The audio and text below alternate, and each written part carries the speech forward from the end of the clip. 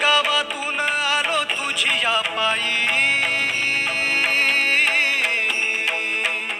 तूच माझा बाप आता तूच माझी आई. वेदनेच्या गावातून आलो तुझी या पायी, तूच माझा बाप आता तूच माझी आई.